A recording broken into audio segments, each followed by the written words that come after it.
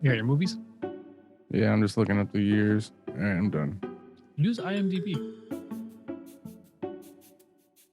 How much shit do you have on your phone? Have you gotten rid of anything?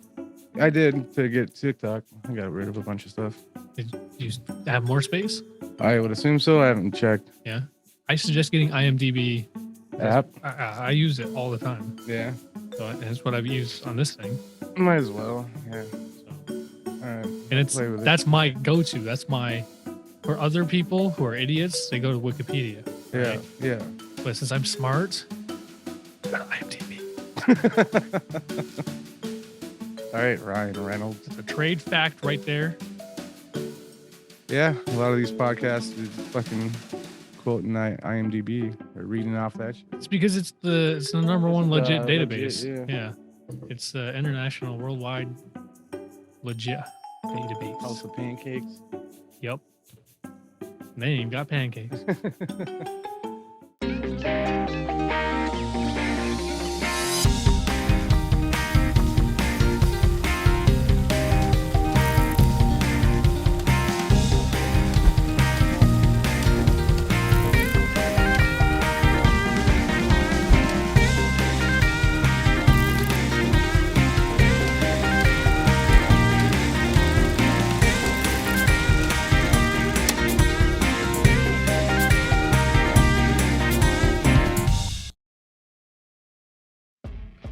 Welcome back, peasants of the Banter Bro-ania. I am your lord and ruler of these podcastian lands, Lord Timothy Bennett. And joining me tonight are my two, but really just one, peons. Jason Chandler. And the other peon is working. He's legitimately being a peon to the system. So Aram can't make it again because his schedule is not allowing it. So as of right now, this is the last time I'm going to announce that. So when he shows up, he shows up. Yeah, next time you don't see him, same reasons why. Yeah. And if you do see him, you got his shit figured out. Right. Moving on. So, what do we got on the docket today? Yeah, so tonight we're Your going... Majesty, do I call you? Absolutely. Should be a given. Oh. Or your Royal Highness. Your Royal Highness. I like that. I like or that. Your I like the way that lies. Or your liege. Just anything that makes it more superior than you. So, but tonight we're going to be talking about Captain America. So we're going down the Marvel road still. We're on our fourth film already in the Marvel Phase 1 chronological order. That's not including the one shot that we talked about. Did you watch it? The one shot, the consultant? Yeah, we talked about that one already. Oh, yeah. But the next one. Something happened on the way to Thor. Yeah. I was going to ask, do you want to talk about that? Might as well. Yeah, did you watch it? I fucking loved it. Might as well. Yeah. I thought it was cool. We'll talk about that then. And then we're going to get back into, this is a new theme. Oh, new month. Yep, new month. Month of March. And as we've said before, it's March Madness. Just to play off the fucking March Madness sports thing. Yeah, the baseball thing. Yeah, couldn't really think of much for it. Tim, you didn't even know. I didn't. Which is sad because basketball is like the one thing I was actually good at, and I actually followed for a while. Yeah. When I was like 13. Yeah, I like basketball, but I don't care about keeping up with all the names and stats. Nope. But I like the teamwork of basketball. 5-man. Yeah. It's cool shit. And NBA Jam. Grew up on that. Yeah. Sega Genesis. It must be the shoes. And I like to be on fire. Yeah. What's that one where you like? Is it MJ? Yeah. You get the ball on fire. It's like yeah. That is one. If you get on a hot streak. Yes. Okay. I played that one a lot. Yep. But yeah.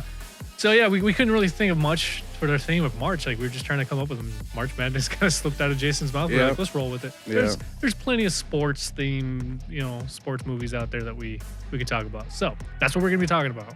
Yeah. But first, Captain America. Ooh-wee. Yeah. Now, before we dive into it too much, what is it? This is the fourth movie. Yes.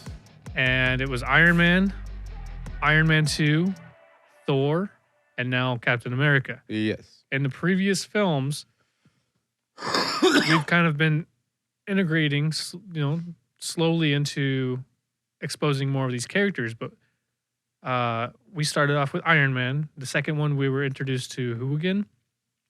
In the second Iron Man? Yep. It was War Machine. And Scarlett Johansson. And Scarlett Witch, Black Widow. So War Machine and Black Widow. And then in Thor, we were obviously Thor. We were introduced to Loki. And I think he's probably the only prominent character. Other than Coulson, Natalie Portman. Yeah, but she's gonna become the new Thor. Yeah, right. Yeah, but she wasn't like in the multiverse of the realms yet. Right. So I'm just. I only said it because of the new movie, the Love of Thunder or something. Which I'm so excited. So I'm just trying to figure out where we're going. Yeah. How many of these characters are we getting that we can see? Hawkeye. Hawkeye. That was the one. That's the one I was trying to think of. So Coulson is probably the only one that we see continuously. Yep. And then a little bit of Fury. A little bit. Yeah, and then Nick Fury. But that's the whole S.H.I.E.L.D. world, and they're kind of the ones that put everything together. So we'll get into that down the road. That awaits. We got actually it'd be the next film. Oh yeah, the Avengers already. So, so did you like it? Did you like this? I did. Without going into too much detail, did you like it? Yeah. I like old-timey war movies, and that's what I realized this movie felt. Old-timey war movies? Yeah, like Hamburger Hill or Dirty Dozens or like fucking... Banter Bros. Even like Patton. Like, you ever talk to Smelter about his passion for fucking old-timey war movies? I'm sure. It's not as much as him, but yeah. I didn't like Patton, but that's like his favorite film ever. Yeah. But it really had that vibe of an old war movie, and it played out more like that type of movie than a comic book movie, especially the first half. Yeah, I can agree with that. I think you're right. When it comes to the music, the whole color schemes, the fucking dialogue, it took itself very serious in that regard, I thought. I can agree with it. I think they did a good job at bringing it back to the past, like making it fairly authentic to the time period. Yeah. Without making it a time period piece, even though it technically is, a time period piece. Like, I agree with you on how they did it. So yeah, without making it seem so comic bookish. Yeah. Like Thor. Yep. So, or even Iron Man for that matter, seemed very comic bookish. Yeah, which is fine with the comic book in those movies because they're ones in fucking. I don't know. It's just, I don't know. Yeah. They're less realistic movies. Yeah. Well, let me give us the financial details. So it's Captain America, the First Avenger. It was 2011. So we basically have. So was Thor, huh? Yep. Okay. So they must have been filming. Yeah. Like at the same time. So they were already in the process of figuring out where they're going with all of this. So I will give them some credit. They had their shit together after their second Iron Man. Yeah. So they're like, oh, now we got to establish where we're going. So they did it. They're doing a decent, and they haven't stopped.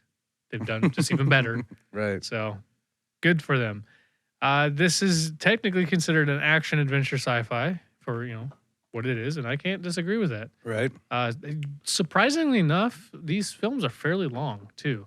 They're at least 2-hour films. I was kind of unaware of that. It took me years to actually complete this movie when it came out because I would fall asleep the first half every fucking time. Yeah. Like first 20 times of trying to watch it. I might be exaggerating by 5 times. But and in fairness, it is a slower build, but it is important too. It's so important. So. I was just like, I was too young to care, not patient enough at the time or something. I just missed out on the details of the first half is them showing you the good nature and the good heart he has and why he deserves the powers that sign. Yep. Tucci.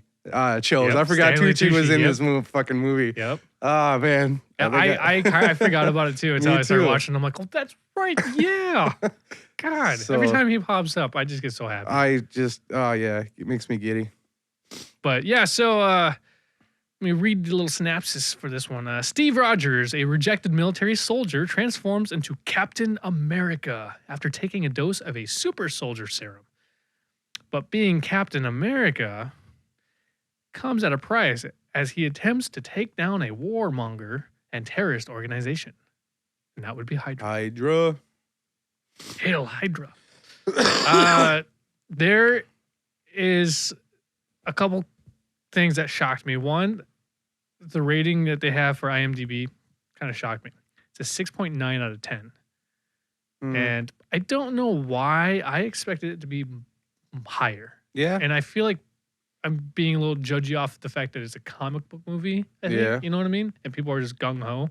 But I think this is before people really got gung ho about comic book movies. True. You know what I'm saying? Yeah, this is still in the beginning stages Exactly. of that. So I think that's why looking back retrospectively, it's like, yeah, I think I can agree with this. It's about a 7 in my opinion too. Yeah. So the cast is actually quite huge too. And this is another thing that surprised me was I forgot the actual cast of this film. Like, me too. I forgot Tommy Lee Jones. Yes. The guy from Matrix, Mr. Smith. Yeah, Hugo Weaving. So yeah, let me lift it up. It's Chris Evans who plays Captain America. Yeah. And yes, to those who know of Chris Evans, he played Johnny Storm in the Fantastic Four movies, and he was great in that, and he's great as Captain America. But he's been imprinted, he's established as Captain America, the First Avenger.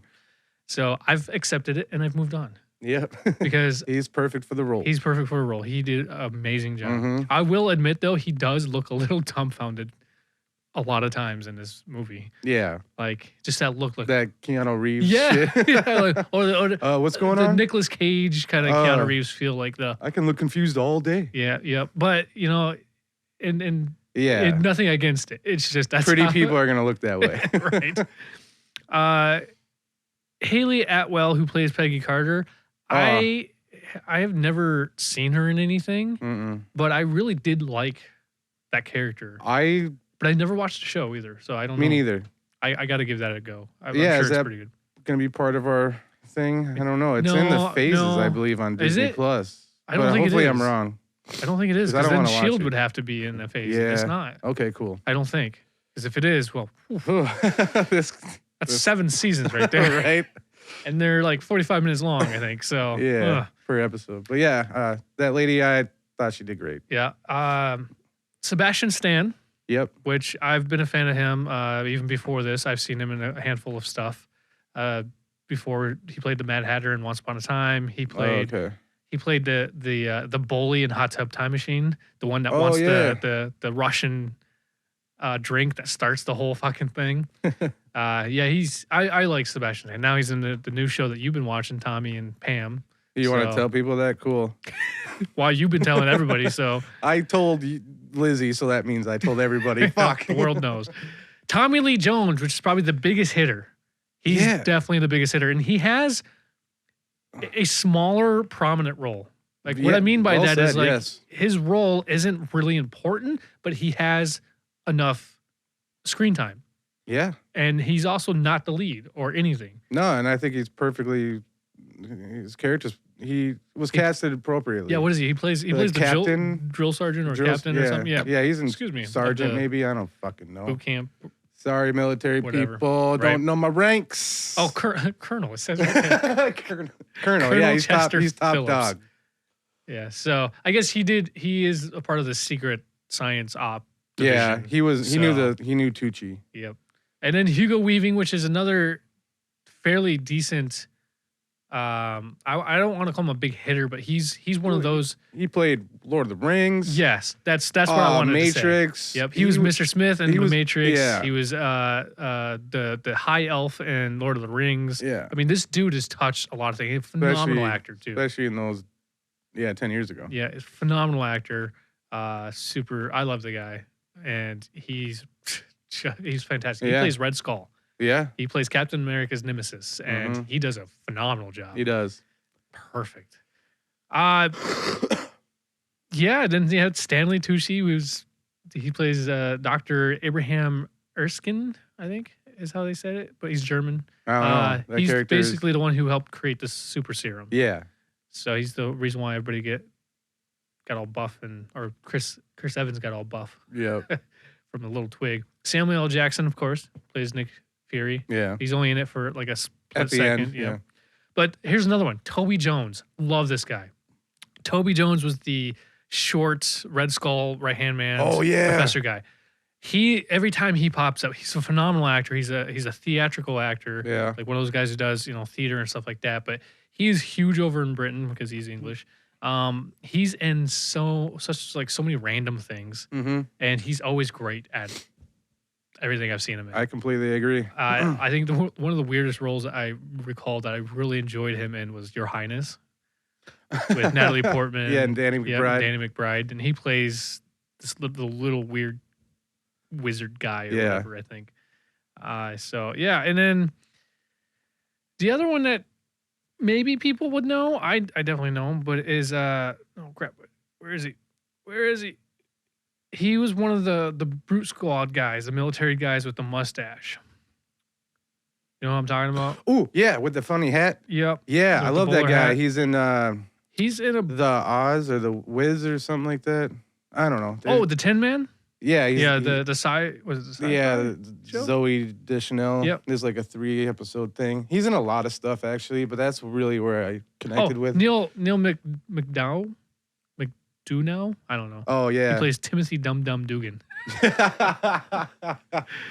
Yeah, I love that guy and everything he's in. He's in a lot of shit. Exactly. Yeah. I like him too. He can transform like a motherfucker. Yep. He was in Arrow too as the bad guy in Arrow. He's in a bunch of shit. Yeah. And he's never like a leading role by any means. No. He's always as a supporting cast, but he does great. He plays really good bad guys. Yeah, he does. So but he's funny in this movie. Yeah. He not only looks funny, but he is funny. A real smart ass type of humor. Yes. And I like it. Oh yeah, timeline. Like his list is massive. Like yeah. He's been and he's credited as 133 films. So hell yeah. Or projects, I should say. That's probably including like series and stuff. But yeah, that's all I'm really gonna say for the cast. How about director? So the director of this film was Joel Johnston. I don't really know anything. Oh, okay, yeah, me neither. That he was in, but he did apparently. Oh, let's find out what he directed. I might just be a guy that. Honey, I Shrunk the Kids, The Rocketeer. Oh wow. The Page Master. Wow. Cool. The Adventures of Young Indiana Jones, Jumanji, October Sky. Right on. Jurassic Park 3, Hidalgo, The Wolfman, Captain America, and Not Safe for Work. Yeah, damn. So he's had quite the list. Yeah. Yeah. Well, yeah, the Rocketeer shines through this movie. Yeah, I was just thinking that too. Maybe it's the time period though. Yeah. Because with the Rocketeer, I think it took place in like the 1920s or something like that. Very true, yeah. So it kind of... I remember liking that movie. The Rocketeer? Yeah. It's been a long time since I've watched that. But, yeah. Oh, budget stuff like that? That's what I'm looking at right now. Yeah, so I know that we talked about the other films' budgets. What was it? Iron Man was 180 something million. And then Iron Man 2 was 170. 60, I think. Yeah, it was low. It was less. And I don't recall if we did Thor. Oh, yeah, I don't remember. 160 something, maybe? Was it even less? I don't remember what Thor was. Well, this one was 140. Estimated 140. Good Lord. Just keep going. Lower, right? Yeah. 140 million for the budget. Opening weekend, it was 65 million domestic, 176 gross domestic. And then worldwide, it was 370 million. So it did well. Yeah. It definitely, I'm not going to lie, probably the one pet peeve I had was Thor had better CGI graphics for being a fantasy world and everything than this movie had for CGI graphics being real. That's probably why it stood out. The flaws stood out in the CGI. So that's probably like my biggest complaint about this movie. I would have to. I agree. You could definitely tell when it was CGI. Yeah. When they were in green screen and all that. Absolutely. It was really noticeable. And I'm just like, but this was real. Like this is real life split time. Like not fantasy. Right. But it still worked. Yeah. So yeah, bought this film. How did we feel? Let's just get right into like the character development and story. How do we feel about the story itself? I really, really like it. Were you the one that likes the underdogs? I think it was Aram who really likes the underdog kind of. Oh, I'm a sucker for underdog story. Yeah. Yeah. Talk about a peon. He was just a tiny, scrawny, malnourished little fucker trying to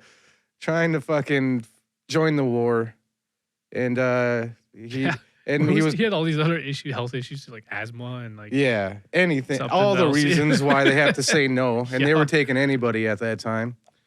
And then I feel like it was more of a kick in his pride. Yeah. And it wasn't like, I don't know.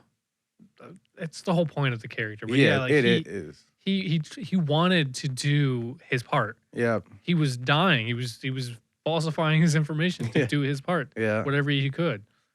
And he just kept getting kicked down.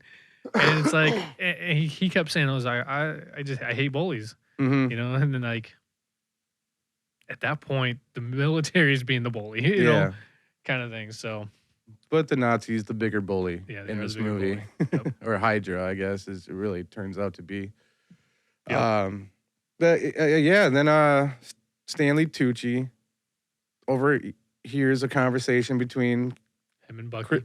And it was nice to know Bucky going back, because when I first saw this movie, I was like, why do I don't, he has a friend, cool, and that friend falls off a train and dies. That sucks. But now you know going forward who that friend becomes and all that stuff. It made the movie more fun. Their chemistry, their bond, it made it more entertaining. Yeah, they're more like brothers than they were absolutely friends. Like it wasn't a just typical friendship like you and I. It was like they were like brothers. Grew up together. Stickball and shit. But yeah, Stanley Tucci overhears the conversation between the two of them. Hears that good nature in that Chris Evans dialogue, and then just has his eye on them. And then I don't know. And then after that, like Tucci's barely in the film, but his chemistry and he's such a smooth dude. Yes. Such a German accent. He's so fucking funny. Anytime he's on screen, anytime the camera's glancing by him, the camera's drawn to him. Yeah.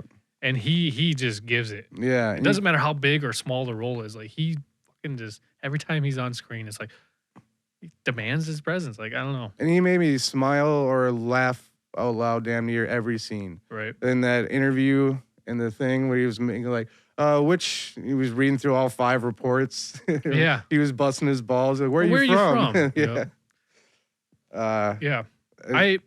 Speaking of that, like, that was probably the part that really showed us when he asked the questions, like, so you want to go over and kill Nazis? Right.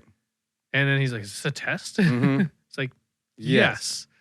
He's like, I don't want to kill anybody. I just don't like bullies. Like, perfect answer. Like, right. Like, it's exactly, he's not, I mean, that right there that's all you need to know about his motive. He's not doing it because of fame or ego or whatever. They really did tell this, the reason why he was chosen by Stanley Tucci very quickly and smooth. They didn't really like beat you over the head with he deserves this power. He's a good guy. Yeah. With too many reasons. They got that moment. You got the grenade moment to show to Tommy Lee Jones. And then you have a few other moments to have Agent Carter fall in love with him. Yeah. And that's about it. Yeah, and I think that's where that underdog, this is like the epitome of what an underdog is in the best way, too. He's a hero. Like, it's not even the fact that he has to prove that he's a hero. It's the hero mentality. Yeah, it was like sacrifice, courage, all that stuff that they were proving. And yeah, you're right. They did it like that without brushing over it. Yeah. It was just like, here it is, here it is, here it is. Didn't feel rushed. It didn't feel lingered. No. Wasn't beaten over the head. It was perfect. Just perfect. And especially that flagpole scene. Yeah. I wrote that down. That was, because that... mind over matter type of moment. Brain over brawn. Yeah, it was thinking, brains over bronze. It was the thinking, not just... And he's like, no one's had that flag in 17 years or whatever. Right. So it like made that more powerful of a scene. Yep. And it showed that he thinks outside the box. Yeah. And stuff like that. And he's not there to follow either, because you see everybody taking their turns trying to do it, one upping. He's not there to compete. He's there for a job. Yeah. Everybody else is the ego, stepping the ego aside. And I thought that was brilliant. I thought it was a perfect way to really show it's like this guy is thinking outside the box. Right. He's using his brain, and he doesn't have the other attributes. He doesn't have the physical strength or anything. So what is he gonna do? He's just got that nice guy syndrome. Yeah. And that's why he's a virgin. Nice guy syndrome without being a pansy. Right. Yeah. He's the farthest thing from. He would being get his ass pansy. kicked and then still get up and not run from the fucking. Yeah. You ever thought about running away? It's like, well, if you start running, when are you gonna stop? They had some pretty cool cliche type of lines in here, like the pieces of advice, if you will, and it was like on the teetering to cheesy side, but they're good lessons that people should fucking live life by. Absolutely. I agree. And that was one of them, like the whole running away things. Like, you can't run from the problems. You gotta face them. It's like, even if they kick your ass and you keep getting knocked down, like eventually, things gotta kind of be put in place. But if you keep running, to just pile on kind of thing. So I agree. Like, that's what makes Captain America Captain America, right. the leader. Yeah. Why he deserves it and why we all believe in him. Mm-hmm. And like those, I don't know, his team that they formed, it was, I could see why Wonder Woman did some of the choices they did. It felt like they stole some shit from this movie. Like that movie Wonder Woman with her little Chris crew. Pine. Yeah. In the bar when they're all, whatever. It just felt like. No, I understand exactly what you're talking about. Yep. So, but. It's that time period. It's the same time period. It's 1940s. True. So. This was, 1945, I think, so. Yeah. Actually, I was going to ask. I forgot if it was World War I or II. It's World War II. Okay, so then definitely the 40s. But yeah, the bonds between him and his brethren, it was very quick. Like, we're in a bar. We'll say yes to this mission. It sounds fun. Seem like cool people. And then when they thought he was dead or something, they were all no, I don't know. They just all seemed to be very close, and they looked up to the guy right away for good reasons. Blah, blah, blah. So fucking me. The character has great development. It's an origin story, but yet it has that perfect amount of development. Yeah. Did you find at any point where the story started to stray away or stray one side or favor one side? You know what I mean? Focus on one thing more than it should, or maybe should have focused on something more? No. Because really, you get the deserve to be Captain America, you get the transformation, and then you get him being a peon for corporate, or like a tool. Yep. And then he fucking decides to make a choice of his own and then you got the him and Carter chemistry, which I believed in. I really loved this love thing that was going on. What I write? I really believed their chemistry, and it made the ending, actually, the emotional shit, land. It wasn't forced. It was not. It wasn't forced. Like, you can always tell when they're throwing it in there, and it just didn't seem natural. And and you hear about like actors' chemistry and stuff like that, but in this case, that wasn't the case. No, it was literally a character chemistry. Like, you felt that, Steve Rogers and Peggy Carter were like genuinely attracted to each other in some shape or form. Because they're both just good people. Yeah. And doing it for the right reasons. Yeah. Not doing it because of their own reasons, doing it for the right reasons. Yeah. But when it landed for me, or when it hit me, was that shield moment. When he finds his shield before it's painted. Yep. And he's choosing his thing. And then prior to that, he kisses the lady from Game of Thrones. Yeah, there's a little spat. Just and I really like that moment to where she takes the gun and shoots the shield, because he asks, like, well, how do you think this will work? So it delivers. She just instantly goes, let's find out. Yeah, and delivers on two levels: the jealousy and the confirmation, like, this is the right tool to use in battle. So for him to choose the shield and get that, like, confirmation, like, this is strong as fuck. Everything that Stark said is true. Yep. But then the whole, like, the passionate moment of why she shot the gun is fucking all she personal. Was a little pissed. Yeah. It was that moment of like, oh shit, I did something wrong. And that's my favorite scene in the movie, because I like things that answer two things at once. Or, and it played out very cool and quick. Yeah. And it was very emotional.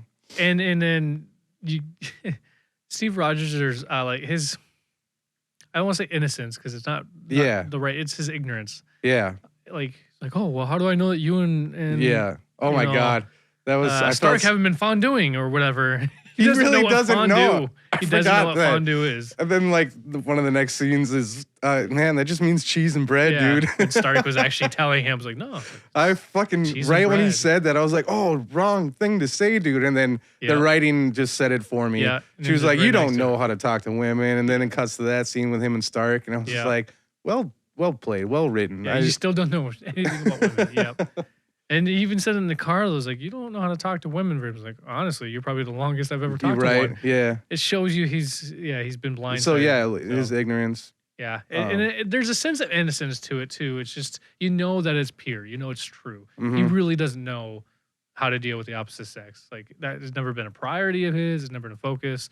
And it really showed a lot to that character because he's been driven on doing whatever he needs to do in life to do the right thing kind of thing. Yeah. So it really makes him the ideal person or candidate to be Captain America because no matter what, he's not going to let his emotions dictate what's right or wrong. Right. He's not going to go save the woman if he needs to save 1 billion people. He's going to try to do both. Like, he could have jumped down and saved Bucky. Yeah. But, you know, and you saw that in he was fucking thinking about it the whole time, but he knew he had bigger obstacle to face. Yep. And if he would have jumped down, he didn't have the time to do both. And he made that choice. And that's making the hard. And that's an example of what you're saying, I believe. And I do believe later on in films, he mentions that, like, you know, sometimes you got to make the hard choices. Yeah. Like, I'm sure he goes down there. I feel like he really does. I can hear it in my head. Yeah. But I can't recall. But then, you're asking me if it leans to one side or the other. I think it's like it's really well told because after the love stuff, you got the battle stuff.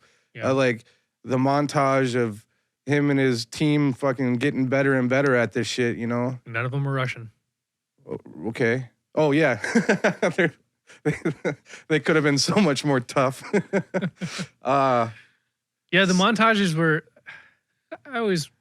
they played out like old time fucking film. Yeah. And they even had the footage when him and Tommy Lee Jones and the lady were watching and it shows Captain America has the photo. Yeah. You know, that was a nice slight or whatever. How'd you brought this up? No. Not to really change much of this discussion, but like, you brought this up earlier about his like him being a tool for the government. Yeah. And promoting like, you know, he's being a recruiter or a show. Yeah. A recruit, and he has films. And because even the Red Skull's like, oh, I'm a big fan of your films. Yeah. You know, he's a joke. Yeah. He's a joke, but nobody. How did you feel about that? I thought it was done well because you could tell he fucking hated it, but he was too ignorant to do anything about it. Yeah.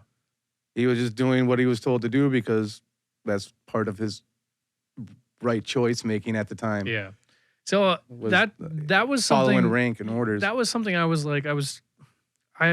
sit there and thought about for a little bit, going, like you just said, he didn't. That's not what he wanted to do. He wanted to be in the action. He wanted to help out where it mattered, but he didn't bitch about it. Right. He didn't complain about this. Isn't what he didn't slam anything down. No, he wasn't like angry about because, and that's like part of the character. That's why he's so pure. Is he knew like every little bit counts.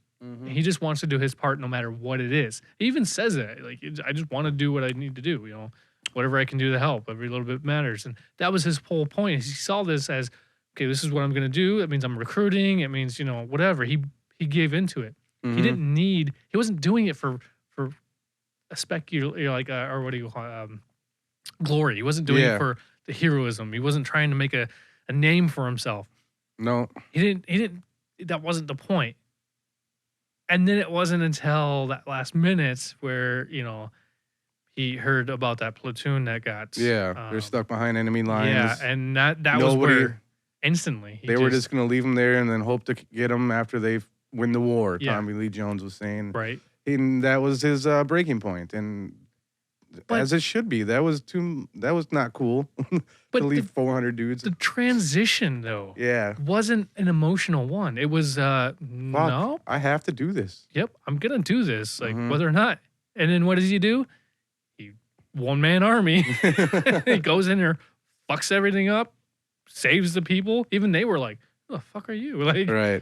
what is this? Like, where's backup? It was like, oh, I am it, kind of thing. Like, I don't know. They were just shocked. Mm-hmm. And he's just like brushing through it like it was nothing. Like, it was just like, oh, I'm on a treadmill, doing a little power walk, doing what I got to do for the day, Oh, here's a bad guy. Boo. Oh, here's another bad guy. Boo. You know what I mean? Like, it was so nonchalant. Yeah. Because it wasn't like an emotional thing. The only emotional part he had was, a mission. He had a mission. And the only emotional part was like his friend was supposed to be in that. Yeah, he didn't even know if he was going to find him or not. No. He had no clue. That was the biggest thing that I think drove him to go, oh, Barn, Bucky was a part of that. Like, I want to go save my friend, but those people need help, kind of. Yeah. I just thought it was so subtle and so smooth and so appropriate. Mm-hmm. It just shows you that he's the right one. He doesn't panic. He doesn't fall under pressure. Like, he just knows what needs to be done, and he's gonna do what he needs to do. Yeah. And I don't know. And that's what happens, and it's very believable. Very believable. And that's why I honestly think Chris Evans is a perfect Captain America. Whatever it is, he has that cadence that is so proper for this demeanor. I think that's why they went after him. So he turned the role down like 4 times. Did he really? Because he played the Fantastic Four character, and that didn't pan out very well. And he was like, I already did the superhero thing. I'm good. Yeah. And they weren't taking no for an answer. And he was great at the superhero thing. Like, he was funny in that Johnny shit. Storm. 2 different characters, and this one was just felt so good. Yeah, it was. I don't know. He might even be a good person. The way it shines through the lens is right. Some realistic shit. Did you have? Was there anything in this film that you had mentioned that Iron Man was like the perfect film? Yeah. Whatever. And you definitely made it clear that Iron Man 2 wasn't. Right. But it wasn't at the fault of the writer or the director. It was the studios. Yeah. And I don't recall what you said about Thor. Oh, Thor's fun. Yeah. Yeah. I couldn't recall if you. I think you basically, we kind of agreed that it was a very appropriate story. Yeah, origin story. Yeah. And how I like how his transformation from a self-centered son of a bitch to humbling, Thor. Humbling, yeah. The end credits thing. There's more to him than just himself, yeah. Yeah. So this story, how do you feel about it? Did you feel the same way? Do you think it's a good story, bad story, perfect story? Like, as it played out, to kind of keep with that theme of how the story plays. Yeah, I guess if I'm gonna go out and say Iron Man 1 is perfect, this have to be following the same. Yeah, if not, damn fucking close. I have nothing. There's nothing wrong with it. The only thing I can make fun of or kind of do this face to is the unmasking of Red Mask. That was just a little fucking awkward. Yeah. And the makeup's a little. Whatever. But they made the right choice for not going CGI, I guess. Yes.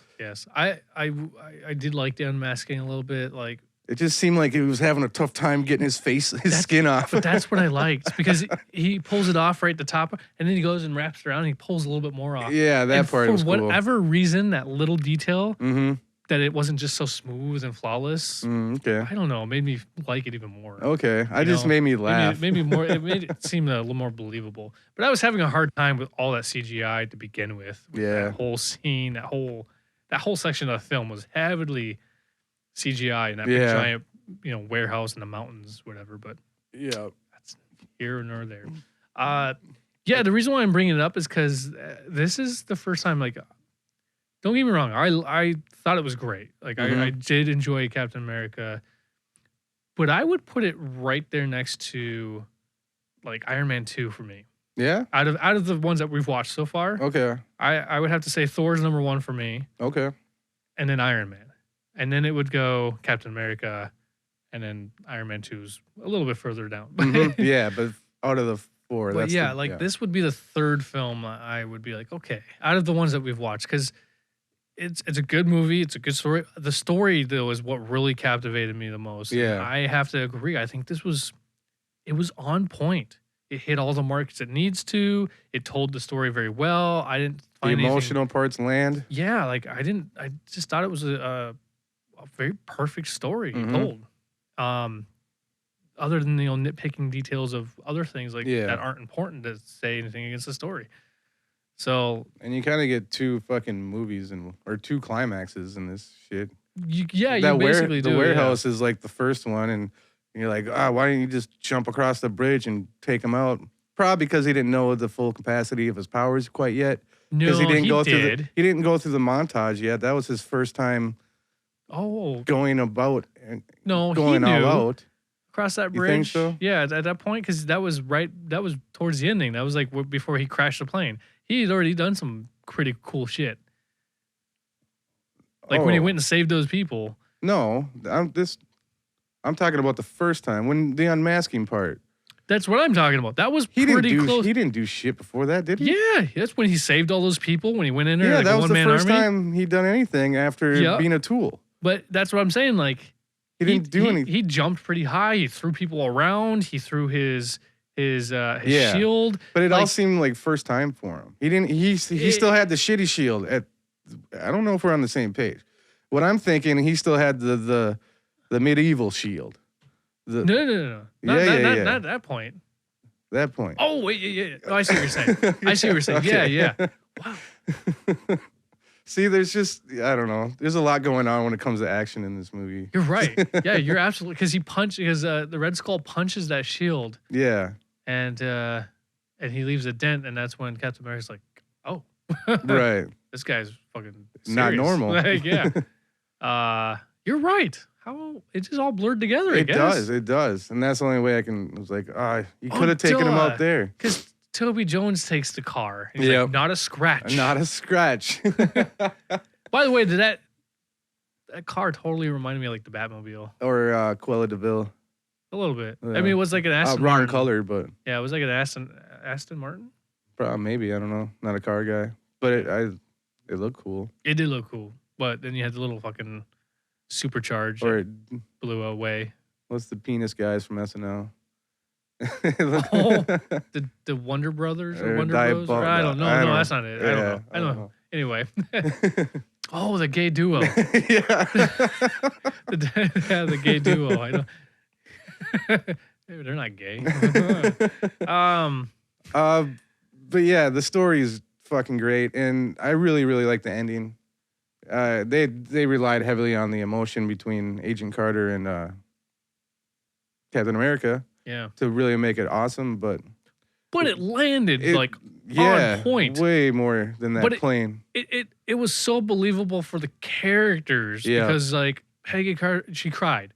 You saw it, but she knew it was like the right thing. Like it wasn't about her. She didn't emotionally. And that's why they got along so well. They're just both good people trying to make the right choices, and that's rare in any fucking time period. It's rare in human nature. So for them to fucking meet under these circumstances and shit, I still think even if he didn't get the serum, they'd probably still hook up. Even though that would be weird because that guy was malnourished. Oh my God, it's so hard to look at. Yeah. He looks like he didn't know what a ham sandwich was. Right? Somebody even, Tommy Lee Jones says that. Oh, Somebody needs to feed that kid a sandwich. Yep. I like that. When he jumps on the grenade, I like that. He's still skinny. Yeah. Yep. Oh, yeah. And the Stanley Tucci part, the whole whiskey, he's like, what are you doing? You got a procedure. Yeah, no liquids. He's like, I'll drink it later. He's like, I've got a procedure. I'm going to drink it. Like, oh, did you save me a glass? Not as much as I should have. Right. Oh, man. Yeah. I love that guy. Tucci. Like, I love that guy. Seriously, like one of my favorite roles of all time with Stanley is Easy A. Oh, yeah. As a dad. Yeah. I wish I had a dad like that. Right. Because I would have been a better person. Oh, yeah. He just fucking has her back, doesn't he? Yeah. He's just such an awesome, lovable fucking goofball of a guy. Yeah. I just love it. But his parents are hippies. Or her parents were hippies. Right. Anyway. So yeah, like this story introduced basically 2 prominent characters that we see from now on in the Marvel world. Well, yeah, for the most part, yeah, it's two of the characters. So Captain America. Oh, and Bucky. And Bucky. Yeah. Because even Red Skull, he demolishes. He gets taken by that Tesseract. He goes to that place where we don't know that yet. Okay, but that is right. Yep. I am right because they don't really make it clear. No, but and I had mentioned that too. I was like, I completely forgot when later on in Endgame when you see him in that world, right? Like I was like, how did he get here again? And then I watched this. I'm like, that's how he got there. That makes sense now. Like I was so confused for a longest time, but that just shows you how long it's been since I've seen this movie. Right. And they did it superbly. Superbly. There's also what was it? Shit. What's his name? The Toby Jones character. I can't remember. The little professor guy. Comes back. He comes back too. Yeah. But he comes back in that what if thing. And okay. He's prominent in that. Oh, really? Yeah. So like he kind of comes back too. One thing I must say is like they're doing a phenomenal job at keeping these actors, other than Terrence, Howard Terrence. Yeah. He's the only one that hasn't come back. Yeah. I believe. That I can think of. I'm sure the money's great. So yeah. Do you know of anybody else? I can't think of anybody else. Peggy Carter, she gets her own spinoff in later on too, but she doesn't really make an appearance that I can recall, other than maybe flashbacks. Flashbacks and stuff like that. I think maybe even later it does. I don't think there's anybody else that I can think of. No. No, because it's all taking place in the 40s. Most of them fuckers aren't even alive yet. Yeah. And I thought they did a real nice also an ending to the ending of when he wakes up 70 years. That was a quick catch up moment. Like, all right, you're in 2011 now. Yeah. And it had a little humor to it. How did you feel about the way that when Captain America wakes up in that room? How did you feel about that kind of situation? Like, I thought it was fine because he would know. I don't know. The guy's intuition is fucking tenfold. Absolutely. So he would know that something's afoot. And then he just, he called her out on the baseball game, and then he just knew that she was lying. And then I was like, are you about to punch this woman? Right, yeah, he that stands obviously looks like the love of your life. He stands, yeah. Our daughter. Yeah, that's the whole reason why I'm bringing this up, is because I had these same thoughts. I'm like, first of all, that motherfucker looked like he was about to snap. He was flexing on that lady. Yep. He's like, I'm going to ask you one more time. Right? Where am I? Then the two dudes walking, I'm like, sweet, because he's about to punch that lady. And absolutely, she looked a lot like she could have been like the daughter of Peggy Carter. Yep. Yeah. Like the same flowing hair. But maybe it was just some actress to play for that show, because they do have the daughter in the future movies, right? And she's more of a blonde. She's a blonde. Yeah, okay. Yeah, she's in or niece. I don't think it's the daughter. I think it's a niece. Okay. So it could have. I don't know. Either way, that's not the point. You never see this lady again. He's definitely flexing. He fucking just gets up. I'm gonna ask you. Dude. Yeah, I legitimately. He got scary. He's like a pimp that wants his money. I got uncomfortable. Yeah, exactly. It's like the moment, like, oh my god, Captain America, calm down. But holy shit. Yeah, they didn't last long. But might have overacted in that part. My first thought was when he was. I was like, oh, 1941, like whatever the game I was playing. It's like, I was there. I'm like, did these motherfuckers not do the research? Like, did they not? It's S.H.I.E.L.D. Oh, right. It's S.H.I.E.L.D. They're supposed to be like this super fucking group of. Yeah, I thought, that was like, what? And they didn't do the research about when time period of the game and making sure it was appropriate. Like, yeah. I don't know. they fucked up. Yeah, like that's a pretty big mistake. And they play their cards like they never fuck up. Yeah, I agree. I see what you're saying. That's why it bothered me. I mean, it worked for whatever. Yeah, it was what it was. But that was probably the one thing that bothered him. Like that's probably why I don't know. Everything moved. Just seemed half-assed. Yeah, that's really what it was. But it just seemed like, oh, let's rush this. Are you kidding me? He was still asleep. He's still frozen. You had plenty of time. Like, right? I don't know. Oh, maybe they didn't want to fucking fuck with him too long. I don't know, but. Also, the other thing I had a big problem with, and it's just nitpicking once again, is how is he frozen in ice? He would have starved to death or died of hypothermia. Well, his can't get drunk. Oh, duh, that makes actually the metabolism and the regeneration. Touché. I forgot about that. Touche. They explained that. Fucker. Yeah, so he basically froze to death or not. Cryo slowly sleep. slowly because like he landed in like I don't know like the Atlantic Ocean or some shit like that. Like, yeah. cold waters, but he would have still been alive for like a long time. Mm-hmm. So his body would have had to have shut down. Mm-hmm. I know not what you're trying saying. to nitpick it. Okay, I want to remind you, comic book movie. It doesn't feel like that till the very end. it didn't make any sense.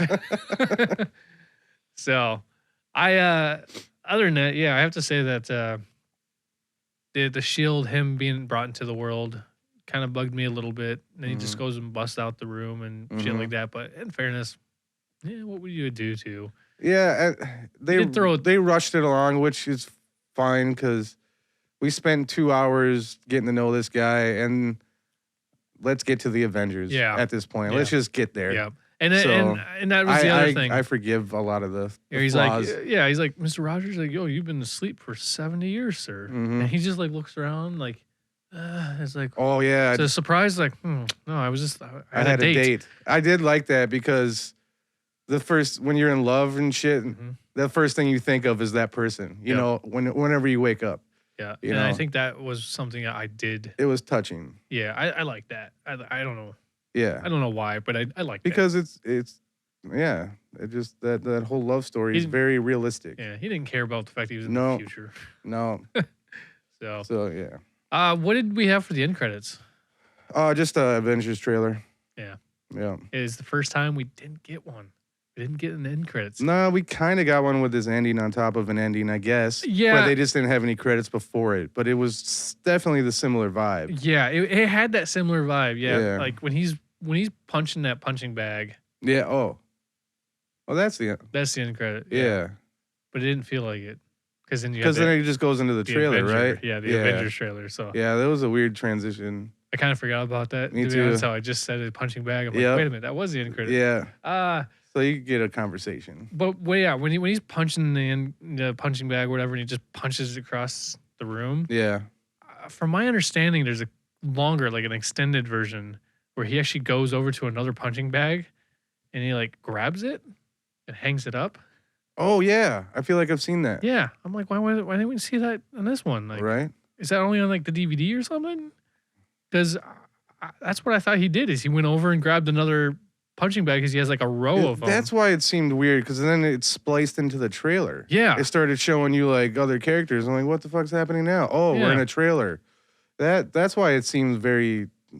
I don't know. It wasn't a very smooth transition. Just a snap of fingers. Here we are. That on there. Yeah, because I guess what I was trying to figure out was I could have sworn that he had like 6 or 7 bags all lined up against the wall. Yep. He punches it, breaks. He just slowly walks over, grabs another one, drags it, hangs it up, and then that's when he wraps, and that's when Nick Fury comes in. So maybe that was just a DVD. I guess I don't remember. I don't know. Either way. Yep, that's Captain America. We did it. Yep. I liked it. I did too. I am ready for Avengers. Because I remember loving that fucking film. Yeah. Because, I don't know. Well, we'll get there. Awesome. We'll talk about that. Right? Let's talk about that little short. So. Oh, yeah. If you haven't listened before, or if you're unfamiliar with this, at least Disney now has what they call the short.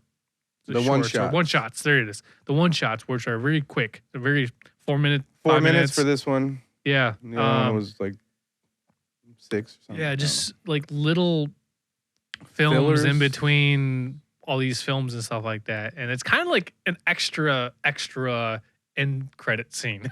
Yeah. If you really want to just kind of in between everything. And they've been following Coulson around so far. So the first one we did was the consultant. And now we're talking about, what is it? What is the...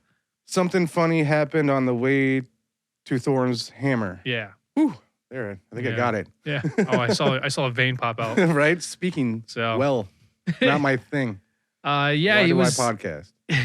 It was it's following Coulson again. Yeah. And I think I gained some respect for him. Yeah, because you hated this fucking guy. You hated his smug face, his grin, stupid little can't stop smiling face. Yeah. He's got a shit grin every time, and you just can't accept it. I hated him in Iron Man. But he's grown on me throughout the movies, even before this one shot. But now, after seeing him kick some ass in that grocery store or that gas station, he was funny. Yeah. He's just so fucking funny in that shit with the gun and the wallet or whatever, the keys. Yeah, I don't know. So, and he kicks some ass, whether it looked cheesy or not. Yeah. He did. Like when he jumps up in the air. And kicks down the shotgun. I'm like, all right. But whatever. It shows you that he's in his position for a reason. Exactly. So but you even had a little bit of appreciation for him in the other one shot too. You said that he was funny in that. Yeah. Oh, by then I was starting to kind of grow on it a little bit. Yeah. Yeah. By Thor, I was like, all right, I'm cool with this guy. Yeah. The only time that I think you get Coulson and Captain America is when they're in the beginning, when they're walking the winter or the snowstorm or whatever. Mm-hmm. I think that's like the only time that you get to see him, and you don't even actually get to see him. Mm-hmm. You just know it's him. Parka sure. On. Mm-hmm. And so like this is the first time that I can recall that we don't see him. Yeah. And this one shot on the way to Thor's hammer, basically is supposed to take place right after Thor. Or no, obviously, right after Iron Man 2. Yeah. But that's not how they had it in the phases. So right. For some reason, it's probably because it was made. I don't know. I don't know why that's. Well, because I don't know. Maybe because Captain America is like a fucking prequel origin story. It takes place in the 40s. It's not. I don't know. Yeah, but his place in the timeline in the film, like I said, we see in the beginning between Iron Man 2 and Thor. I don't know. We're thinking too much. Yeah, we're thinking too much. This is why we're talking about this shit. Yeah. It's fucking did you like this one shot? Yeah. Did you like it more than the other one shot? Yeah. I did. Because it was all jokes. I don't think he paid for his gas, and he kicked some ass. Oh, he did. He told her to keep the change. Well, it was like a $5 bill for donuts. Maybe it was $50. Maybe it was $50. I don't know. I really don't know. But for the donuts, like I couldn't decide. I got them both. Like I don't know why, but it just seems unimportant. And it was what made it funny. Yeah, exactly. You know, I'm like, why are you telling this lady this? You just kick some ass. Like, it's nonchalant. He has to say something with that fucking shaker. Yeah, it's permanently. Like most people have resting bitch face. Yeah. He has shit grin face. When he sleeps. Guarantee it. It's like he's having a mini seizure. It's just consistent. Constant on stroke. Maybe it's a Tourette's thing. I don't know. Muscle spasms. I don't know. Right? Just, He's like, I'm getting paid millions. He looks like he's got one up on everybody. It is. And that's just it. Yeah. He does. That's the hard part. Like, because you get that in the one shot. That's why it fucking pisses me off. And then that's why I've come to terms with it, because he does have one up on everybody. Yep. And he does that in, we see that in Thor, but we also see that in the one shot. That one shot with the consultant one. Because he's sitting there talking, he's like, what's your clearance again? 7, just like you, right? Yeah, he just says nothing. Yeah. He's like, yeah, sure. Yeah. It really shows you where he stands. Yeah. So he is the king. All right. Well, let's just move on. Let's move on to our March Madness. Dribbling. Some traveling, yeah. That means when you hold the ball and then you take more than 3 steps before you shoot. That's called traveling. Yep.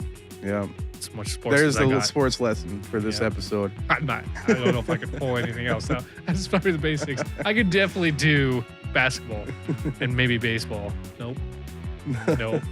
Babe Ruth. Nope. Babe Ruth. Sports movies. You want to go first, or should I go first? Sure, I'll go first. Let's change it up. Switch it. So my 3 films for this month, for the first week of this month, of sports.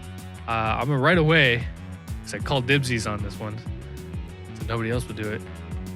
Basketball. So basketball is Trey Parker and Matt Stone, the guys who created South Park.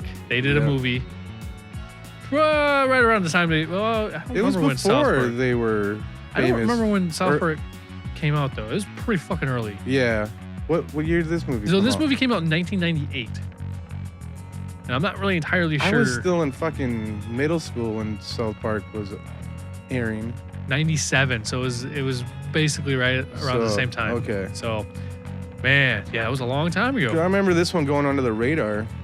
Yeah. I didn't watch it till way later. Yeah, I probably watched it. I was in middle school, so I watched it like 2000. I think definitely a couple years later. I fucking love this movie. Still to this day. Yeah. Still to this day. They have it on Netflix pretty often. Yeah, I will watch it, and I'm just like, oh, this is great. And anybody who knows the comedy duo Trey Parker and Matt Stone, they're unstoppable great. for yes, they are.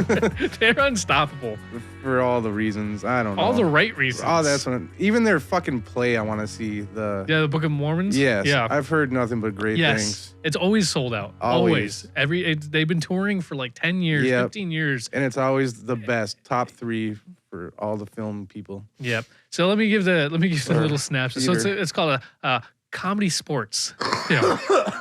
There, we got. So, sports com. Yeah, sports com. So two childhood friends are pro athletes of a national sports called basketball. And I say basketball because it is spelled with capital BASE. Yeah. And then Kiball. Yeah. So a hybrid of baseball and basketball, which is brilliant. It's brilliant. And must deal and must deal with a greedy business scheming against their team, which is like every sports team. It's all about the money. Yeah. All about the Benjamins. Oh yeah, they do tackle that corporate bullshit. They do. Yep. So basically it's something that they started in their front yard or whatever, in their garage or driveway. That's what I'm looking for. Driveway. That place where you park your cars when it's not in the garage. And they just did a neighborhood, and it grew into a spectating sport of the neighborhood, and then it became this big national sports thing, and they do it so well too. Mm-hmm. Now, the one thing I love about this film is the quotes. It has great quotes. Some of the lines on this are just fantastic. Once again, the brilliant writers that Trey Parker and Matt Stone are fucking hilarious. Are just great, and I still to this day will steal these lines. I still use them. Like, I can't think of any. I know it. I can. One of them I love all the time, or I use all the time, just randomly, is where he's like, you know what, Raymer, one of these days I'm gonna be a big sports star, and he says that when he's like a kid, and then later on he's like pissing or whatever. Is like, you know, one of these days, Raymer, I'm gonna own a big sports bar. And he's like, hurry up, dude. I think she's coming. It's like, hold on, I'm watering the plants. I just, it has some of the greatest lines, I think. The director was David Zucker. Okay. And I guess David Zucker also helped write it. So I don't know who David Zucker is, other than the fact he was a writer for Airplanes. He directed Scary Movie 4. So he is known for that kind of parody, satirical comedy stuff. Oh, gotcha. Yeah, he did this. Well, basically, he's basically into the comedy world. He did. He directed Airplanes, which totally makes sense. Top Secret with Val Kilmer. Oh, nice. Totally makes sense. Yep. Naked Gun. He directed those. So this is perfect, right? Right down his My lane. Boss's Daughter. Scary Movie 3, Scary Movie 4. So Scary Movie 5. Is that Bernie Mac? The which one? My Boss's Daughter. No, that's with Ashton Kutcher, Tara Reid, and McDowell or McDowell. I don't remember the fucking guy's name. Oh, that's fine. Andy Richards in it. Yeah. Oh, Terrence Stamp is the name. Never mind. So, I just fucking love this movie. I remember watching this when I was like 13 in my buddy's basement for the first time, and I'm like, this is the greatest thing ever. So they definitely do a good job at showing that corporate bullshit. It seemed like a fucking metaphor for their real upcoming. Plus, they have one of the most appropriate arguments between two friends. Yeah. Dude.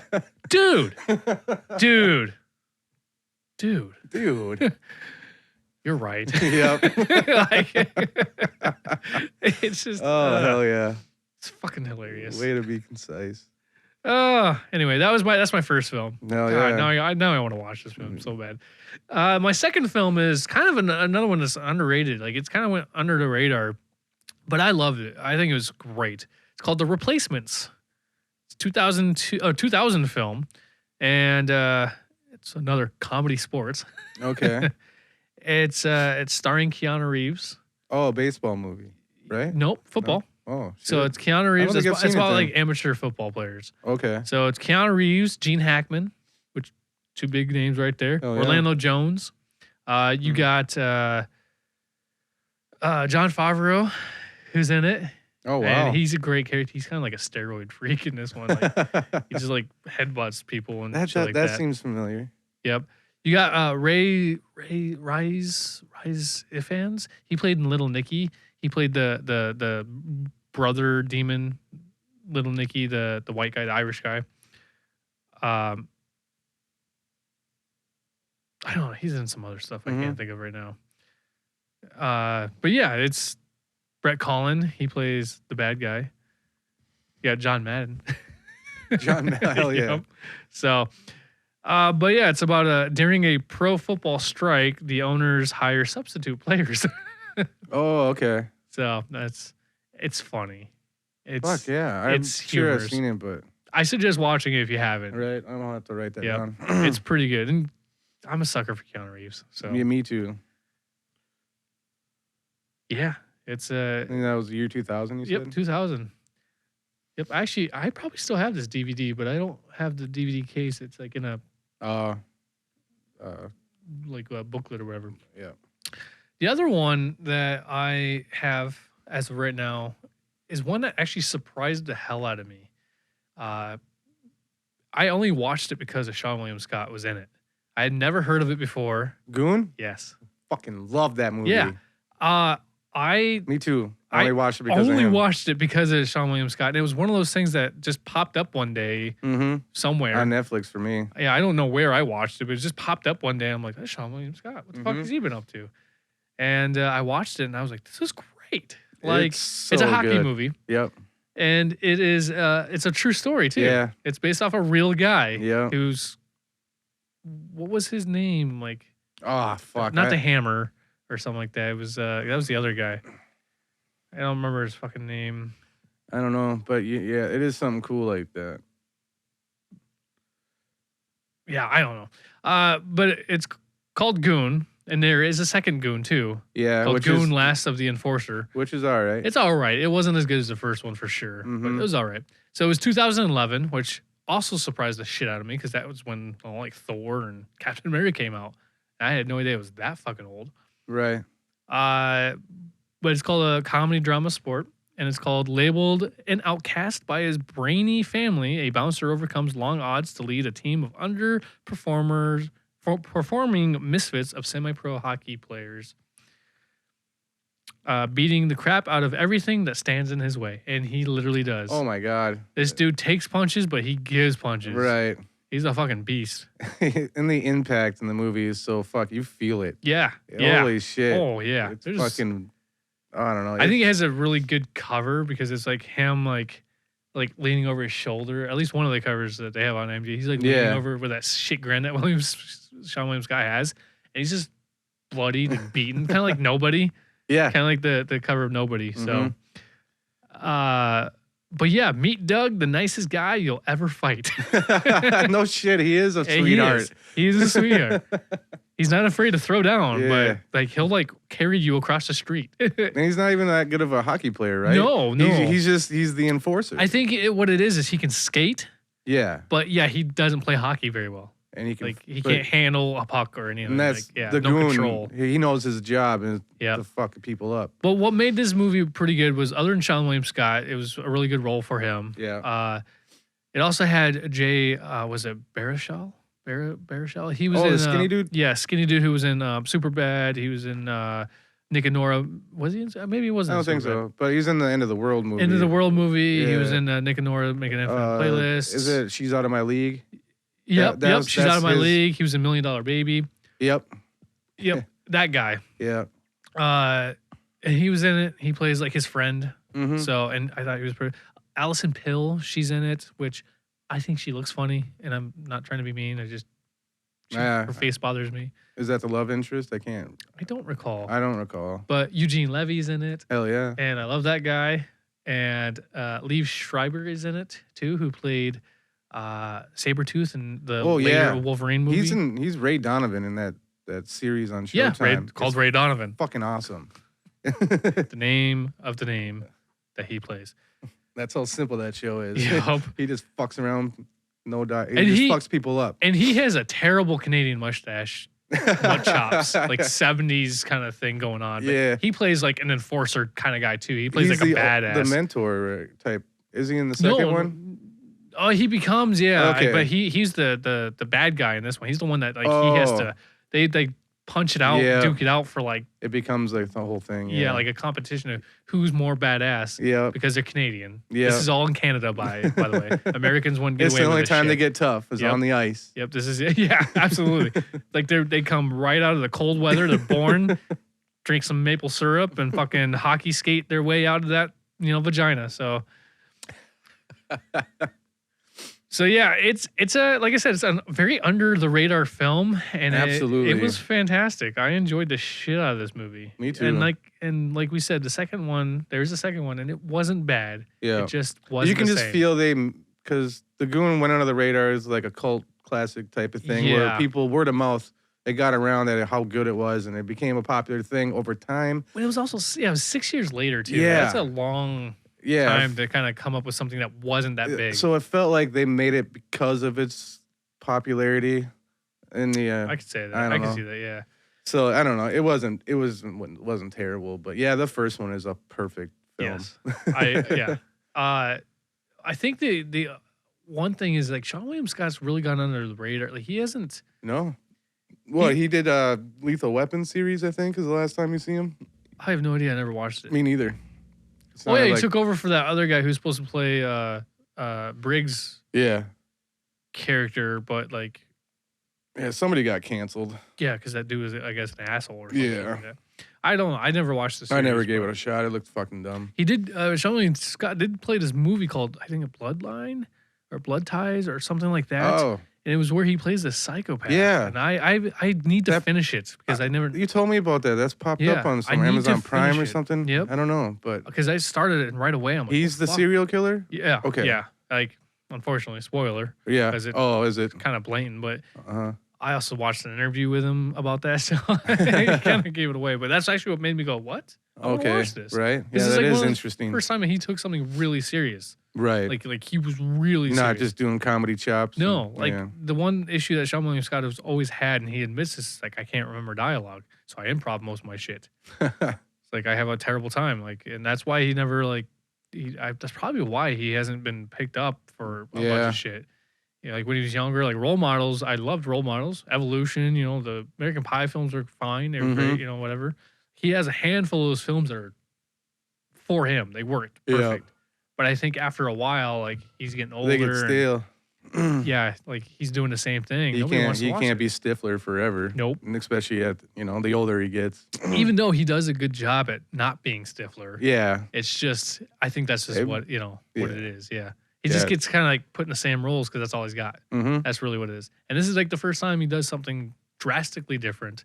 Out of his comfort that's why zone. it's interesting. Fuck yeah. Yeah, and that's why I need to finish it. Okay. Like I said, right away you see this chick in a shower, and then she just all of a sudden gets her fucking throat slit, and I'm like, okay, I gotta come back to this. This is not the time with my child right here. Right. So we're filming nothing to fuck with. Yep. So all right, Jason, what do you got? I'm gonna sports? start with my idol growing up. Billy? Maybe, but it's not Music Month. Oh, it's sports. Bruce Lee's Enter the Dragon. All right, badass. It is badass, and it is kind of thin on the sports relevancy, but there is a tournament. Yeah, I was gonna say we should define because we did mention that we were gonna have martial arts movies, but we're not gonna have Steven Seagal fucking type movies. Just because it's not really a sport, you're just breaking elbows to get to the bad guy. So basically, the idea we want is anything that has to do with competition. Yeah. So even when we're playing pretty loose with the competition, but literally it's about the competition of fighting. Because like I think I said Lionheart, where it's like underground fight club shit. Fight club shit. Yeah. Yep. Even Fight Club. Yep. It's like competition idea, but not just those movies where they go in and fucking shit up like Rambo. Yeah. That doesn't work for me. Yeah. So those are our stipulations. Yeah. But I'm choosing this because it's a badass movie. I read all his books. It's how you fucking get to know Bruce Lee's mentality, his psychology, his philosophies. But in the tournaments, kind of, it's a facade. So that's why I say it's a little stretched thin to choose it. But why I'm okay with choosing it, because there'd be no UFC without Bruce Lee. He was the reason, because before him making a hybrid martial arts, before that, it was against the culture. It was against the rules. Well, yeah, he said, "Go fuck you're taking yourself." a traditional thing that's been passed on. You have not just every sensei or master sensei or whatever would just train people anything that they want. It was Right. like, You had to go do karate or taekwondo or Wing Chun or everything had to be separate. You couldn't learn multiple at once. And he got some shit for that. He did. He got a lot of shit for that. Like I think like the community basically banned or outcasted him, saying, "What are you doing? Like you're going against our traditions. You're going against our laws." And he was shunned. The latest movie they made about Bruce Lee, which is okay at best. What was that one? Born Dragon or Dragon? Birth of Dragon or something like that. Yeah. Something like that. I don't know. Fucking stop with the dragons. But he was the little dragon. Yeah. Apparently he had to have that movie is about the fight. He had to win in order to keep doing what if he lost that fight, he would have had to go back to the ways of, one martial art at a time or, know. So it was his way of earning respect. In their traditions or what have you. And so, apparently that went down. But Enter the Dragon, man, it's fucking got great music. It's got great fucking fight scenes. That's about it. It's just, but UFC wouldn't have happened without Bruce Lee teaching people that you can use boxing while you're doing taekwondo and like mix martial arts. Yep. That's basically why I chose it, besides my personal passion for this motherfucker. I don't care if he's an asshole or whatever. Whatever. He taught me a lot as a kid and how to be a good person and, not waste time and how to fight. Yeah. I mean, we've talked about that kind of like, you can't deny what he's done and who he is. But we've also talked about like, he wasn't like the greatest guy. Like he had his own demons and he had his own ego that he couldn't as really one would with all that fucking skill and like he wanted to be a not superstar. Everyone can be Captain America. They're like I'm telling you, it's rare for humans to be that good. Yeah, which is absolutely, I agree. But that's what's up. It's been a long time since I've seen. That's not the one where he fights Chuck Norris, is it? No, that's Return of the Dragon. Return of the Dragon. Okay. There's another title for it too, but that fight I almost chose that, but because that was more about actual fighting competition in that one, right? Or was it just like it's a challenge or a challenge? Yeah, like a duel kind of concept. I think it was Chuck Norris is like a hitman, and he's the only guy that can take on Bruce Lee and some kind of big boss. Well, apparently, it's the only time he's ever lost. I don't know, because I always the movie's not that good, but that fight is epic between him and Chuck Norris, and it's only because I've like studied his mind and why that movie is that fight is so fucking cool. Yeah. So I always just watch that fight and then I'm done with the movie. Yeah. Because it's really him just sticking up for his friends. I know. A lot of them. I have a couple films, Bruce Lee films. But that was 1973. I think he died before. I don't think he got to see it. He finally made a blockbuster on the United States, and I think he died before it was aired in the theaters. Damn. Yeah. When did he die? When did he die? Yeah. Well, it was released in 1973, so I don't know, probably 1973. But I know they said his brain aneurysm from taking a pill. But yeah, that sucks. But he. Yeah. He died in 1973. He was 32 years old. Right. July 20th, 1973. Fucking young. Yeah, making Game of Death. Yep. The Way of the Dragon, Fist of Fury. I mean, he has... The Way of the Dragon is the other name for it. Oh, that's the Return of the Dragon or whatever? Yeah. Okay. Yeah. Okay. Enter the Dragon was the last film he did, yep. Yeah. Yeah, damn. I've seen a handful of his stuff. Like, I've definitely seen Fist of Fury. I've seen The Way of Dragon. I've seen Enter the Dragon. Chinese Connection is probably the coolest one. When he takes on like 200 people with nunchucks. Motherfucker and his nunchucks, dude. And the whole story of that is pretty cool. Yeah. All right. All right. Next up, we're gonna go Moneyball. Moneyball. That's with Brad Pitt, right? Yep. Chris Pratt. Yeah. Yep. He is a player, I think. Yeah. And then Jonah Hill does an excellent fucking. But it's a fucking heartwarming sports movie. Brad Pitt, whatever, he does fine. But I guess it's the true story. Yeah. Biographical. Yeah. So, and the choices he made for the game and not the money. And this is a baseball film? Yeah. Oh, it was about the Oakland A's. Okay. Yeah. And it has something to do with paying players or something to do with money. And he chose the game over money, basically. And he was it's an underdog story. They don't win the series, but they made it further than they would with these cheap players. You want to read the sure. synopsis?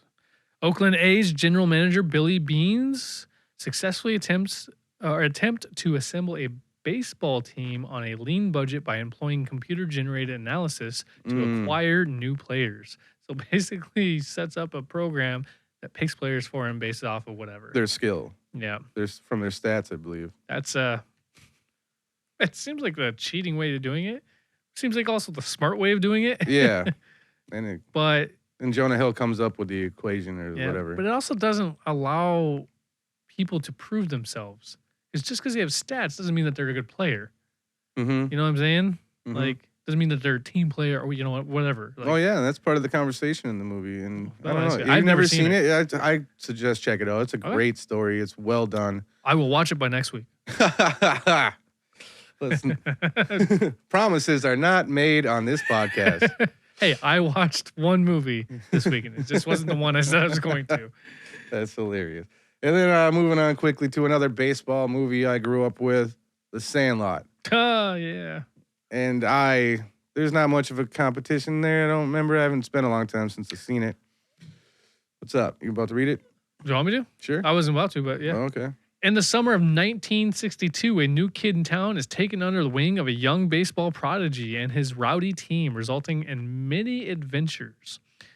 I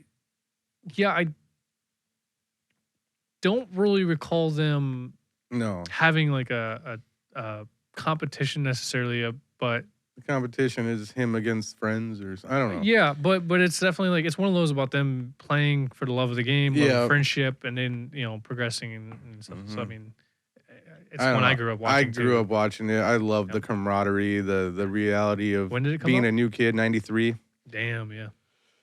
And then whatever his name, Rodriguez.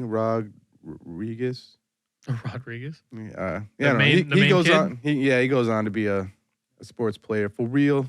So you got that for sports, but I'm sure everybody knows about Sandlot, grew up with it. If you're listening to this shit, right? And that's just all I gotta say. I mean, fucking, what's the dude across the fence's name?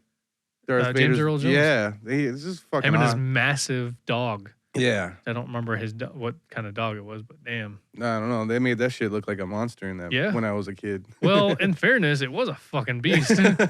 Wasn't his name Beast? I don't know. But when you get that conversation with Earl Jones, when he fucking hops over the fence, he's talking about the baseball because he's blind. Yeah, and he talks about I wasn't always blind. I was a baseball player, or whatever. He's a famous baseball player, and then he gets hit with a fastball, or whatever, and then he's out. Yeah. He doesn't see anything, and like. I don't know. It's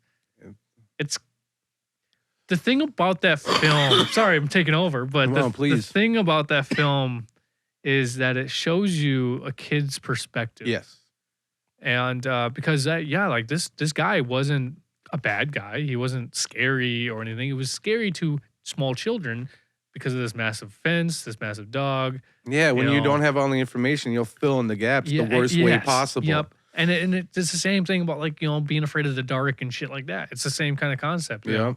It's that sense of ignorance, I guess. Mm-hmm. And in this case, that's what this whole entire film was played off of. Was they keep losing their balls over the fence, And that's the no. That's Right. where that. That's out of bounds. Yep. And so they get all pissy about losing a ball. It's like, oh, we just got that ball. Oh yeah, and he Whatever. steals a fucking signed Babe Ruth ball from his stepdad. From I his think. stepdad, which is Dennis Leary. Yeah. Oh yeah, it is. Yep. And he got mad at first, and then got something else. So, but oh yeah, because that's the guy he played with Babe Ruth. Yeah. That was how. Yeah, that's right. Yeah. Fuck. It's been a long time since I've seen that movie. Yeah. But it's a child's perspective, and I think that's what makes it such a great movie. He did a phenomenal job at that child perspective. Fuck yeah. So, oh yeah, dude. Yeah, those are my 3. Enter the Dragon, Moneyball, and Sandlot. Yours? Were? What were they again? Basketball. The Replacements. The Replacements, and then the other one, Goon. Goon. Oh yeah. Couldn't fucking remember. So yeah, I honestly I've seen all of them except for Moneyball. Yeah. Like Moneyball is the only one I haven't seen. I should watch it. Yeah, I clicked on it because I had nothing to watch in a deer stand, and I fucking I loved it. I fucking loved it. Deers got lucky that day. Or any day that you out hunt. Pretty much. Because, yeah, seems like a lot of work, so I don't pull triggers. So, yeah, that is, this is a new month. Got some interesting, I mean, I'm excited actually to talk about some more films because, like, sports films aren't the ones I'm drawn to. No, but, me neither. But you know, just like romance shit, a good story's a good story. Good story's a good story, yeah. And there are a handful of those out there that oh, absolutely. I like. So yeah. Well, we'll have to talk about that next week. What? So do you have a crown? Yes. You didn't wear it, but you want to talk all that game? I didn't think about it. Oh, I suppose random intros. You didn't know you were gonna pull that one. Nope. Oh, this peon says peace out. Let's be real. Do I need a crown? I should just be No, I suppose. My presence says enough. Jesus fucking Christ. Quiet, peon. All right. All right. Well, we'll catch you later. Thanks for listening. Sports.